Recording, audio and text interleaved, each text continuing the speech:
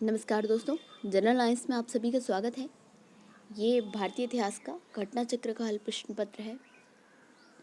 इसमें हम लोग आधुनिक भारतीय इतिहास में अब सामाजिक एवं धार्मिक सुधार आंदोलन का जो क्वेश्चन आंसर हैं उनको कंप्लीट करेंगे। तो आइए प्रश्न कोश से स्टार्ट करते हैं। फर्स्ट है, 19वीं शताब्दी के धर्म एवं समाज सुधार आंदोलनों ने जनसंख्या के किस वर्ग को मुख्यतः आकर्षित किया? तो किस वर्ग को आकर्षित किया था? बुद्धिजीवी, नगरीय उच्च जातियाँ, निर्धन सर्वसाधारण वर्ग और उदार रजवाड़े। तो इसमें नगरीय उच्च जातियाँ हो जाएगा और बुद्धिजीवी होना चाहिए। फर्स्ट का क्या हो जाएगा? हाँ, बुद्धिजीवी।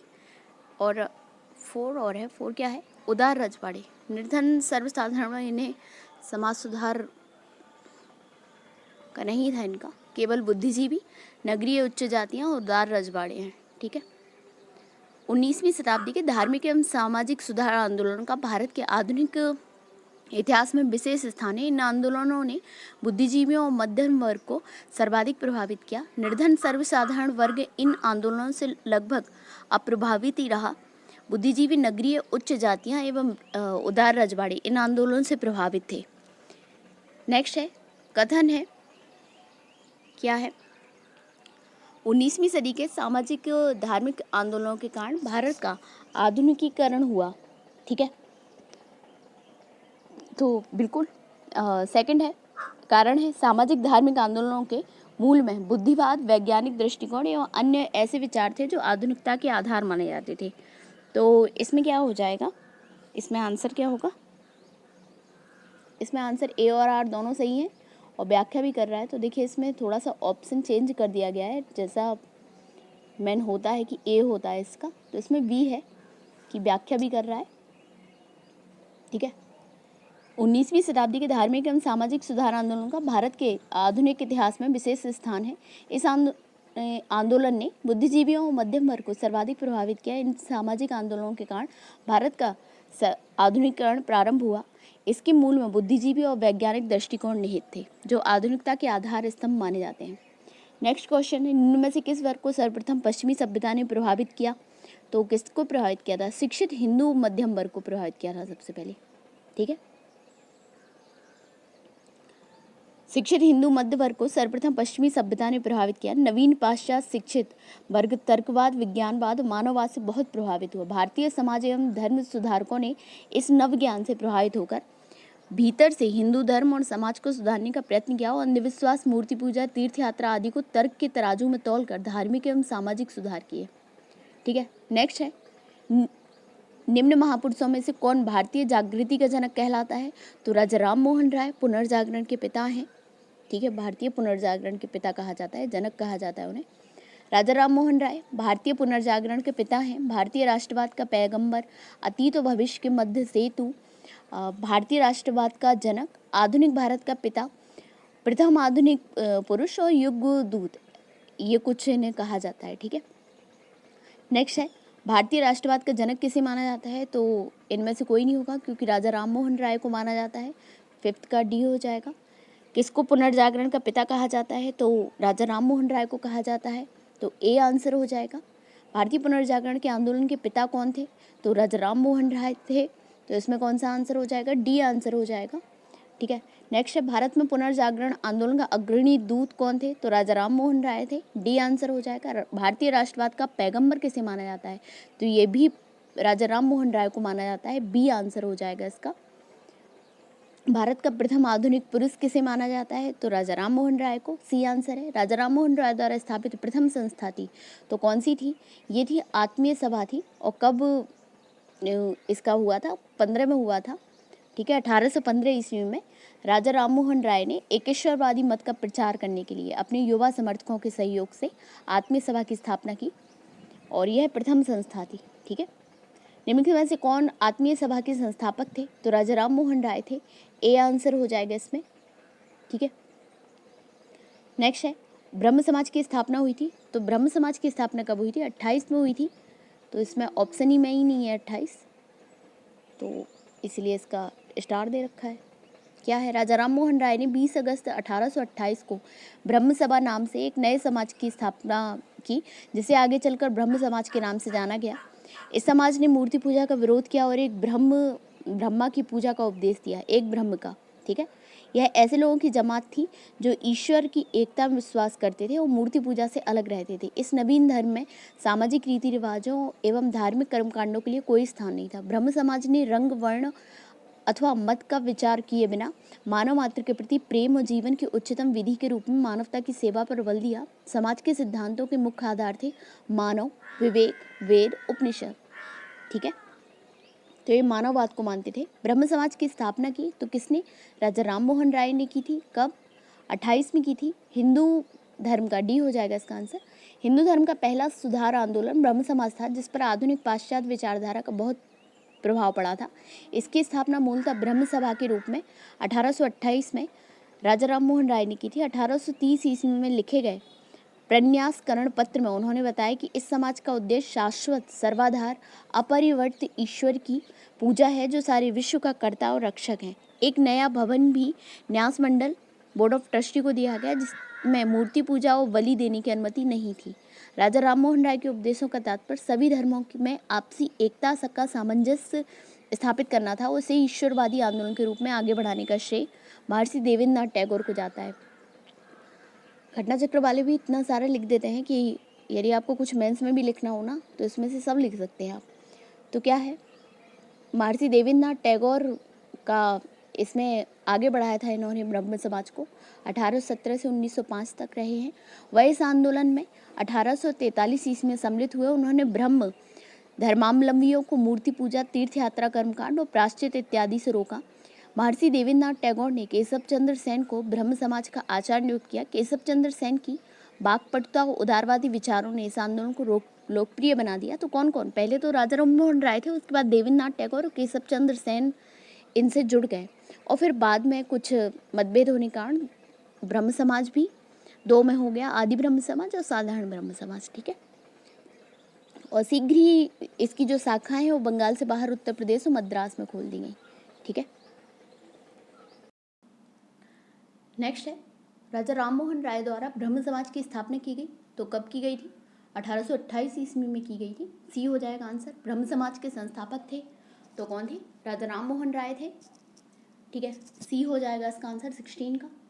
राजा राम मोहन राय को राजा की उपाधि किसने दी थी? तो ये अकबर द्वितीय थे, इन्होंने दी थी राजा राम मोहन राय को राजा की उपाधि।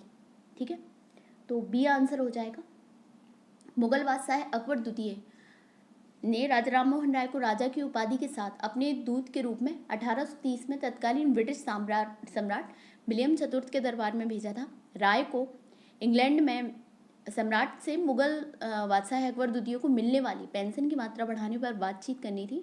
इंग्लैंड के ब्रिस्टल में ही 27 सितंबर 1833 को राजा राम मोहन राय की मृत्यु हो गई, जहां उनकी समाधि स्थापित है। कहाँ पे है? ब्रिस्टल में। तो राजा राम मोहन राय को राजा की उपाधि से किसने विभूषित किया? तो ये किसने किया? मुगल सम्राट अकबर द्वितीय ने किया था। ठीक है, नेक्स्ट है राजा राम मोहन राय की समाधि है तो कहाँ पे है? ब्रिस्टल, इंग्लैंड में है। सी आंसर हो जाएगा इसका। नेक्स्ट क्वेश्चन है, निम्नलिखित में विचार कीजिए। कलकत्ता यूनिटेरियन टेरियन Committee, Tabernacle of New Dispensation और इंडियन रिफॉर्म एसोसिएशन। तो इसमें बताना है केशव चंद्र सेन का संबंध कौन की स्थापना से है? तो इसमें से टैबरनेकल ऑफ न्यू डिस्पेंसेशन और इंडियन रिफॉर्म एसोसिएशन। ठीक है, तो क्या था? पढ़ते हैं। बी था इसका आंसर। केशव चंद्र सेन महान समाज सुधारक एवं राष्ट्रवादी व्यक्ति थे। केशव चंद्र सेन का जन्म 19 नवंबर 1838 को एक बंगाली परिवार में हुआ था। वे 1857 में ब्रह्म समाज में सम्मिलित हुए।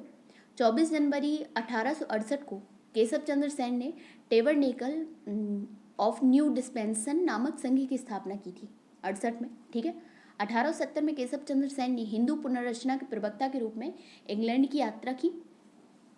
1870 में इंग्लैंड से वापस लौटने पर केशव चंद्र सेन ने 29 अक्टूबर 1870 को इंडियन रिफॉर्म एसोसिएशन, तो कब? 1870 को इन्होंने की थी, और 1868 में टैबरनेकल ऑफ न्यू डिस्पेंसन की। ठीक है, डिस्पेंसेशन की। ठीक है, तो इसकी सदस्यता सभी जातियों और धर्म के लोगों के लिए खुली थी। इंडियन रिफॉर्म एसोसिएशन की संस्था की ओर से सुलभ समाचार नामक पत्र भी निकाला गया था। तो ये आता है कि सुलभ समाचार जो पत्र है वो किसने निकाला था, तो इंडियन रिफॉर्म एसोसिएशन से संबद्ध था और केशव चंद्र सेन ने निकाला था। जबकि कोलकाता यूनिटेरियन कमेटी का गठन 1823 में राजा राम मोहन राय, द्वारिकानाथ टैगोर और विलियम एडम द्वारा किया गया था। ठीक है, नेक्स्ट है भारतीय ब्रह्म समाज के संस्थापक थे तो राजा राम मोहन राय थे। अच्छा, भारतीय ब्रह्म समाज के ये जो ब्रह्म समाज था वो बाद में दो भागों में विभाजित हो गया था। एक तो भारतीय ब्रह्म समाज था, तो उसमें से भारतीय ब्रह्म समाज थे, उसके संस्थापक केशव चंद्र सेन थे। ठीक है, तो सी हो जाएगा इसका आंसर। क्या हुआ था कि भारतीय ब्रह्म समाज के संस्थापक केशव चंद्र सेन थे। देवेंद्र नाथ ने 1865 में केशव चंद्र सेन से आचार्य की उपाधि छीन ली। फलस्वरूप केशव चंद्र सेन मौलिक ब्रह्म समाज से अलग हो गए, जो मूल रूप जो राजा राम मोहन राय ने स्थापित किया था। और देवेंद्र नाथ टैगोर के तहत समाज की मूल शाखा ने स्वयं को आदि ब्रह्म समाज के नाम से पुकारा। अब जो मेन शाखा थी ब्रह्म समाज की वो क्या कहलाने लगी, आदि ब्रह्म समाज। और केशव चंद्र सेन की जो थी वो क्या बन गई है, भारतीय ब्रह्म समाज और नवीन ब्रह्म समाज। ठीक है, 1878 में नवीन ब्रह्म समाज में पुनः फूट पड़ी। जो केशव चंद्र सेन का ब्रह्म समाज था तो उसमें फिर से 1878 में फूट पड़ी। और केशव चंद्र सेन द्वारा ये फूट क्यों पड़ी, क्योंकि इन्होंने अपनी 13 वर्षीय पुत्री का विवाह कूच बिहार के राजा से किए जाने के विरोध में था। ठीक है, आनंद मोहन बोस और शिवनाथ शास्त्री द्वारा साधारण ब्रह्म समाज की स्थापना की गई। ठीक है, 22 अगस्त 1828 को राजा राम मोहन राय ने फिरंजी कमल बोस के मकान जो इस किराए पर लिया गया था में ब्रह्म समाज की स्थापना की थी। ताराचंद्र चक्रवर्ती इसके प्रथम सचिव थे ब्रह्म समाज के। देवेंद्र नाथ टैगोर इस समाज में 1843 में तथा केशव चंद्र सेन कब जुड़े, 1857 में सम्मिलित हुए। देवेंद्र नाथ टैगोर एवं केशव चंद्र सेन के मध्य वैचारिक मतभेद होने पर जब 11 नवंबर 1866 को केशव चंद्र सेन ने औपचारिक रूप से पृथक ब्रह्म समाज का गठन किया तो इसका नामकरण क्या हो गया, भारतीय ब्रह्म समाज किया गया। जबकि पूर्व स्थापित ब्रह्म समाज को क्या बोला जाने लगा, आदि ब्रह्म समाज। ठीक है, ब्रह्म समाज की मूल जो वेबसाइट है उसका दिया गया है कि क्या है, गजेटियर ऑफ इंडिया एवं मैकमेलन प्रकाशित भारत का सामाजिक, सांस्कृतिक और आर्थिक इतिहास में ये तथ्य दर्शित हैं। बाद में इतिहास लेखन के दौरान प्रख्यात इतिहासविदों ने BL ग्रोवर और शुल्क आदि ने आधुनिक भारतीय इतिहास में अपनी पुस्तकों में पता नहीं क्यों केशव चंद्र सेन के नवीन ब्रह्म समाज को आदि ब्रह्म समाज, अच्छा मतलब ये बता रहे हैं कि बाद में कुछ बुक्स में ये है कि आदि ब्रह्म समाज को जो बताया गया है वो केशव चंद्र सेन का बताया गया है, जबकि जो उसकी ब्रह्म समाज की साइट है उस पर जो भारतीय ब्रह्म समाज है वो केशव चंद्र सेन का है और देवेंद्र नाथ टैगोर का मूल ब्रह्म समाज है आदि ब्रह्म समाज। ठीक है, तो नेक्स्ट क्वेश्चन देखते हैं, आदि ब्रह्म समाज की स्थापना किसने की, तो ये देवेंद्र नाथ टैगोर हैं, इन्होंने की थी। और केशव चंद्र सेन का क्या था, भारतीय ब्रह्म समाज, राजा राम मोहन राय का ब्रह्म समाज। ब्रह्म समाज का सिद्धांत आधारित है तो किस पे, एक देववाद, एक ईश्वरवाद पे है। ठीक है, 1828 में राजा राम मोहन राय ने ब्रह्म समाज की नींव डाली। ब्रह्म समाज की स्थापना का उद्देश्य था एकेश्वरवाद की उपासना, मूर्ति पूजा का विरोध और अवतारवाद का खंडन। ब्रह्म समाज ने सार्वभौम ईश्वर की उपासना पर बल दिया। राजा राम मोहन राय, नेक्स्ट क्वेश्चन है, राजा राम मोहन राय ने निम्न में से किसका विरोध नहीं किया था, तो सती प्रथा, पाश्चात्य शिक्षा, मूर्ति पूजा।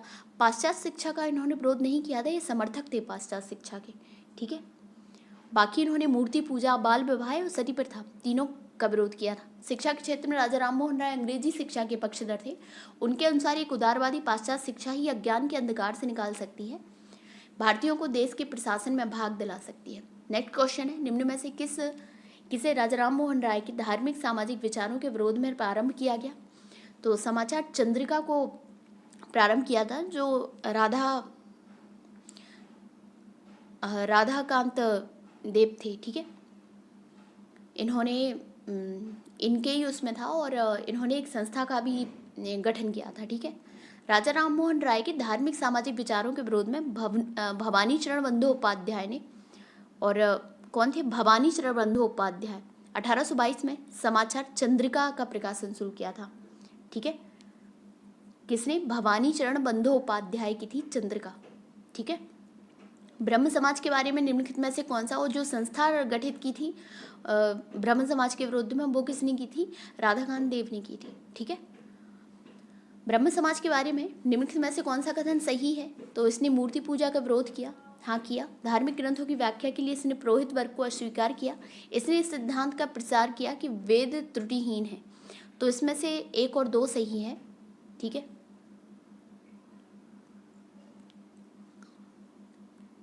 ब्रह्म समाज की स्थापना राजा राम मोहन राय द्वारा 1828 में की गई। इसके प्रमुख सिद्धांत निम्न थे: एकेश्वरवाद पर विश्वास एवं हिंदू धर्म को कुरीतियों से मुक्त कराना, मूर्ति पूजा का विरोध और पुरोहितों के वर्चस्व पर कुठाराघात, स्त्रियों की स्थिति को सुधारना। वेदों को त्रुटिहीन मानने वाले स्वामी दयानंद सरस्वती थे। इस प्रकार कथन 1 और 2 ब्रह्म समाज के संदर्भ में सही है। नेक्स्ट क्वेश्चन है 27। 19वीं शताब्दी के उत्तरार्ध में नव हिंदूवाद के सर्वश्रेष्ठ प्रतिनिधि थे। तो नव हिंदूवाद के स्वामी विवेकानंद है। ठीक है। बी हो जाएगा इसका आंसर। रामकृष्ण परमहंस की शिक्षाओं की व्याख्या को साकार करने का श्रेय स्वामी विवेकानंद को है। उन्होंने इस शिक्षा का साधारण भाषा में वर्णन किया। स्वामी विवेकानंद इस नवीन हिंदू धर्म के प्रचारक के रूप में उभरे। 1893 ईस्वी में शिकागो गए, जहां उन्होंने वर्ल्ड पार्लियामेंट ऑफ रिलीजन विश्व धर्म संसद में अपना सुप्रसिद्ध भाषण दिया। इस भाषण में उन्होंने पश्चिमी संसार के सामने पहली बार भारत की संस्कृति की महत्ता को प्रभावकारी तरीके से प्रस्तुत किया। 19वीं शताब्दी के उत्तरार्ध में स्वामी विवेकानंद नव हिंदूवाद के सर्वश्रेष्ठ प्रतिनिधि थे। नेक्स्ट क्वेश्चन है, विवेकानंद ने शिकागो में आयोजित पार्लियामेंट ऑफ वर्ल्ड रिलीजन्स में भाग लिया था। तो 1893 में लिया था, जो धर्म संसद कहलाता है। ठीक है। नेक्स्ट क्वेश्चन है, स्वामी विवेकानंद ने शिकागो में आयोजित विश्व धर्म सम्मेलन में अपना भाषण कब दिया था? तो 1893 है। तो इसमें से है ही नहीं ऑप्शन। ठीक है। नेक्स्ट क्वेश्चन है, वर्ष 1893 में शिकागो में आयोजित अंतर्राष्ट्रीय धर्मों की संसद से किसका नाम जुड़ा है? तो स्वामी विवेकानंद का नाम जुड़ा है। ठीक है। सी हो जाएगा इसका आंसर। नेक्स्ट क्वेश्चन है, किस वर्ष स्वामी विवेकानंद ने विश्व धर्म संसद में भाग लिया? 1893 में भाग लिया था पहली बार। इनमें से किसने 1893 में शिकागो में आयोजित धर्म संसद में भाग लिया था? तो स्वामी विवेकानंद ने लिया था धर्म संसद में भाग 1893 वाली में। खेतड़ी के राजा ने इन्हें भेजा था और खेतड़ी के राजा ने ही इन्हें नाम विवेकानंद दिया था। इनका वास्तविक नाम नरेंद्र नाथ दत्त था। ठीक है। व्यवहारिक वेदांत के प्रतिपादक कौन है? तो व्यवहारिक वेदांत के हैं विवेकानंद। व्यवहारिक वेदांत के प्रतिपादक कौन है? विवेकानंद। विवेकानंद के अनुसार एक धर्म के रूप में वेदांत को गहन रूप से व्यवहारिक होना चाहिए, ताकि हम अपने जीवन के प्रत्येक भाग में इसका पालन करने में सक्षम हो सकें। विवेकानंद ने व्यवहारिक वेदांत पर सर्वप्रथम अपना भाषण नवंबर 1896 को लंदन में दिया था। नेक्स्ट है, इनमें से किस प्रख्यात समाज सुधारक ने ज्ञान योग, कर्मयोग और राजयोग नामक पुस्तक लिखी? तो ये विवेकानंद है। इनकी पुस्तकें हैं ज्ञान योग, कर्मयोग और राजयोग। ठीक है। 1893 में शिकागो गए, जहां उन्होंने वर्ल्ड पार्लियामेंट ऑफ रिलीजन विश्व धर्म संसद में अपना सुप्रसिद्ध भाषण दिया। 1897 में उन्होंने रामकृष्ण मिशन की स्थापना भी की। रामकृष्ण मिशन की स्थापना किसने की? तो स्वामी विवेकानंद ने की थी। सी हो जाएगा आंसर। कब की थी? 1897 में की थी। ठीक है। सोसाइटी पंजीकरण अधिनियम के अंतर्गत इसे विधिवत औपचारिक रूप से पंजीकृत कब कराया गया? 1909 में कराया गया। रामकृष्ण मिशन का कलकत्ता के वेलूर में मुख्यालय खोला गया। नेक्स्ट है, रामकृष्ण मिशन किसके द्वारा प्रारंभ किया गया? तो स्वामी विवेकानंद के द्वारा प्रारंभ किया गया। सी हो जाएगा आंसर। रामकृष्ण मिशन की स्थापना 1897 में किसने की थी? तो विवेकानंद ने की थी। नेक्स्ट क्वेश्चन है 38। स्वामी विवेकानंद ने रामकृष्ण मिशन की स्थापना की तो कब की? 1897 में की। एक ही क्वेश्चन को इतने बार लिखते थे ये लोग। स्वामी विवेकानंद द्वारा रामकृष्ण मिशन की स्थापना की गई तो 1897 में की गई। शारदा मणि कौन थी? ये रामकृष्ण परमहंस की पत्नी थी। शारदा देवी कहते थे, शारदा माँ कहते थे इन्हें। ठीक है।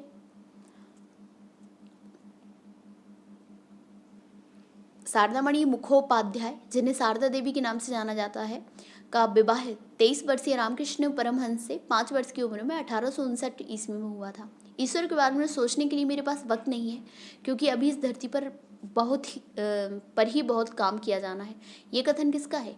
ये ईश्वरचंद्र विद्यासागर का है। ठीक है। इन्होंने ये बोला था कि ईश्वर के बारे में सोचने के लिए मेरे पास वक्त नहीं है, क्योंकि अभी काम बहुत है। नेक्स्ट है, ब्रिटिश साम्राज्य पूरी तरह से सड़ चुका है, हर तरह से भ्रष्ट, अत्याचारी व हीन है। यह किसने बोला था? यह सिस्टर निवेदिता ने बोला था। क्या बोला था? कि ब्रिटिश साम्राज्य पूरी तरह से सड़ चुका है और भ्रष्ट, अत्याचारी व हीन है। नेक्स्ट क्वेश्चन है, अच्छा, विवेकानंद की शिष्या थी ये निवेदिता। 43 दयानंद सरस्वती द्वारा स्थापित है। तो दयानंद सरस्वती ने किस की स्थापना की थी? आर्य समाज की स्थापना की थी। ब्रह्म समाज की राजा राम मोहन राय ने की थी। प्रार्थना समाज की स्थापना जो की थी आत्माराम पांडुरंग ने की थी। ठीक है। दयानंद सरस्वती, इनका मूल संघ का नाम था, ने अप्रैल 1875 ईस्वी में बम्बई में आर्य समाज की स्थापना की, जिसका मुख्य उद्देश्य प्राचीन वैदिक धर्म की शुद्ध रूप से पुनः स्थापना करना था। आर्य समाज आंदोलन का प्रसार प्रायः पाश्चात्य प्रभावों की प्रतिक्रिया के रूप में हुआ। 1877 ईस्वी में आर्य समाज का मुख्यालय लाहौर में स्थापित किया गया, जिसके उपरांत आर्य समाज का अधिक प्रचार हुआ। नेक्स्ट है, आर्य समाज की स्थापना का वर्ष है, तो 1875 वर्ष है। कब है? 1875 है। ठीक है, सी हो जाएगा इसका आंसर। आर्य समाज की स्थापना किसने की? तो ये दयानंद सरस्वती ने की आर्य समाज की स्थापना। ठीक है, तो क्या हो जाएगा इसका आंसर? सी हो जाएगा इसका आंसर। आर्य समाज की स्थापना दयानंद सरस्वती ने की। नेक्स्ट क्वेश्चन है, वेदों के पुनरुत्थान का श्रेय किसे है? तो वेदों का पुनरुत्थान स्वामी दयानंद सरस्वती को जाता है इसका श्रेय। ठीक है, आर्य समाज के संस्थापक स्वामी दयानंद सरस्वती शुद्ध वैदिक परंपरा में विश्वास करते थे। उन्होंने वेदों की ओर लौटो का नारा दिया। उत्तर वैदिक काल में से आज तक सभी अन्य मतों को उन्होंने पाखंड या झूठे धर्म की संज्ञा दी। 1867 में उन्होंने झूठे धर्मों का खंडन करने के लिए पाखंड खंडिनी पताका लहराई। स्वामी दयानंद सरस्वती वेदों को भारत के आधार स्तंभ के रूप में देखते हैं। उनका विश्वास था कि हिंदू धर्म और वेद, जिस पर भारत का पुरातन समाज टिका था, शाश्वत, अपरिवर्तनीय, धर्मातीत, दैवीय है। इसलिए उन्होंने वेदों की ओर लौटो तथा वेद ही समस्त ज्ञान के स्रोत हैं का नारा दिया। स्वामी दयानंद को उनके धार्मिक सुधार प्रयासों के कारण क्या कहा जाता था? भारत का मार्टिन लूथर किंग कहा जाता था। नेक्स्ट क्वेश्चन है, वेदों की ओर चलो किसने कहा था? तो ये दयानंद सरस्वती ने कहा था। आर्य समाज के संस्थापक थे। 1875 में आर्य समाज का स्थापना की थी इन्होंने। नेक्स्ट क्वेश्चन है, निम्न में से कौन भारत का मार्टिन लूथर कहलाता है? तो दयानंद सरस्वती कहलाते हैं। ए हो जाएगा इसका आंसर। सत्यार्थ प्रकाश की रचना, तो सत्यार्थ प्रकाश की रचना किसने की थी? स्वामी दयानंद सरस्वती ने की थी। ठीक है, मूल शंकर स्वामी दयानंद का जन्म 1824 में गुजरात के मोरबी रियासत काठियावाड़ क्षेत्र में एक ब्राह्मण कुल में हुआ था। उन्होंने 1860 में मथुरा से स्वामी विरजानंद जी से वेदों के शुद्ध अर्थ और वैदिक धर्म के प्रति अगाध श्रद्धा प्राप्त की। 1867 ईस्वी में उन्होंने पाखंड खंडिनी पताका लहराई। 1875 ईस्वी में उन्होंने बम्बई में आर्य समाज की स्थापना की। उनके अनुसार उनकी प्रसिद्ध पुस्तक सत्यार्थ प्रकाश में वर्णित है। उनकी अन्य रचनाओं में पाखंड खंडन, वेदभाष्य भूमिका, ऋग्वेद भाष्य, अद्वैत मत खंडन, पंच महायज्ञ विधि और बल्लभाचार्य मत खंडन प्रमुख है। नेक्स्ट क्वेश्चन है, सत्यार्थ प्रकाश किसके द्वारा लिखा गया है? तो स्वामी दयानंद सरस्वती द्वारा लिखा गया है। डी हो जाएगा आंसर। सत्यार्थ प्रकाश के लेखक कौन है? तो स्वामी दयानंद सरस्वती है। इसमें है ही नहीं है, तो ई हो जाएगा। ठीक है, इसमें ऑप्शन में नहीं है वो। ठीक है, सत्यार्थ प्रकाश पवित्र पुस्तक है, तो आर्य समाज की पवित्र पुस्तक है। पुस्तक सत्यार्थ प्रकाश के लेखक कौन है? तो स्वामी दयानंद सरस्वती हैं। इसका आंसर क्या हो जाएगा? सी हो जाएगा। इतनी बार बोलते हैं ना कि अपने आप याद हो जाएगा कुछ चीज़ें। तो निम्नलिखित संगठनों में से किसने शुद्धि आंदोलन का समर्थन किया था? तो आर्य समाज ने किया था। शुद्धि आंदोलन के प्रवर्तक माने जाते हैं ये। ठीक है, स्वामी दयानंद सरस्वती द्वारा 1875 में बम्बई में स्थापित आर्य समाज ने धर्म परिवर्तित हिंदुओं को हिंदू धर्म में वापसी हेतु शुद्धि आंदोलन का समर्थन किया था। कथन है, आर्य समाज आंदोलन में हिंदुओं में आत्मविश्वास और आत्मनिर्भरता प्रदान किया। तो हाँ, आर्य समाज आंदोलन ने श्वेत जाति की श्रेष्ठता में विश्वास की जड़ों को कमजोर किया। श्वेत जाति की श्रेष्ठता में विश्वास की जड़ों को कमजोर किया, तो सही है। ठीक है, व्याख्या नहीं कर रहा है।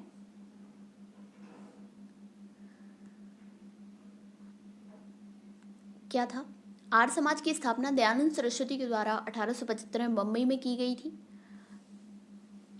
इसका मुख्य उद्देश्य प्राचीन वैदिक धर्म की शुद्ध रूप से पुनः स्थापना करना था तथा भारत को धार्मिक, सामाजिक व राजनीतिक रूप से एक सूत्र में बांधने का प्रयत्न करना था। इसके साथ साथ हिंदुओं में आत्मविश्वास एवं आत्मनिर्भरता प्रदान करना था।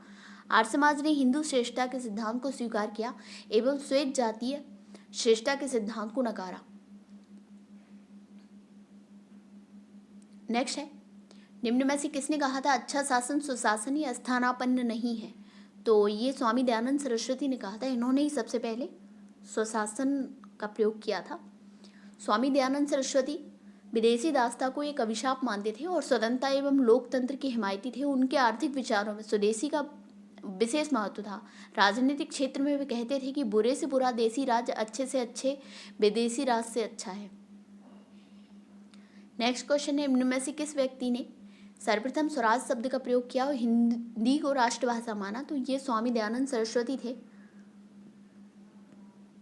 बी हो जाएगा आंसर।